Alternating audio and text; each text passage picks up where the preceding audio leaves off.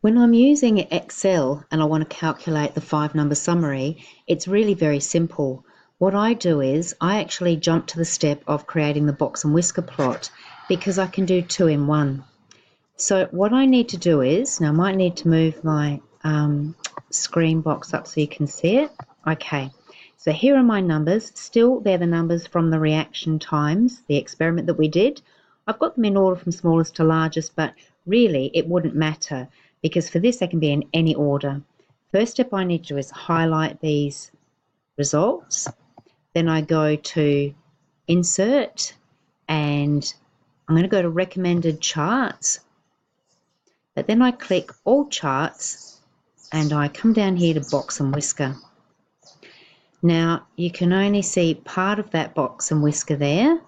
Don't worry too much about that. You're going to see more of it in a moment. I'm going to click OK. It's in the bottom right. I'll drag this chart in here so you can see it. Okay, now we said we want the 5-number summary. If I go over here to this plus sign and click it, and I say that, well, I might need to move that over so you can see it. Okay. Okay. I'm going to add now the feature. I want data labels. Look at this here. What's it giving me? Make this chart larger so I can see it clearly. 1, 2, 3, 4, 5 numbers. They are my 5-number summary. Now, one of them is my minimum, one is my maximum, my median, my Q1 and my Q3. The minimum, well, it's either out of 303 or 451. Clearly, it is 303. But look at that, it's got a dot out here, and it's got another amount here, 362. Now, the program has worked out that with the spread of data, this 303 is an outlier. It's far too short of 362 to be considered seriously. So it's saying that when whoever got this result, this reaction time, that wasn't their normal range, so it is excluding it. So now I have to go to the 362 and say that that is the smallest time.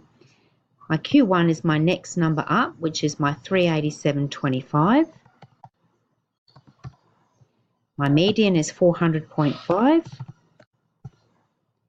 My Q3, 422.75, according to this.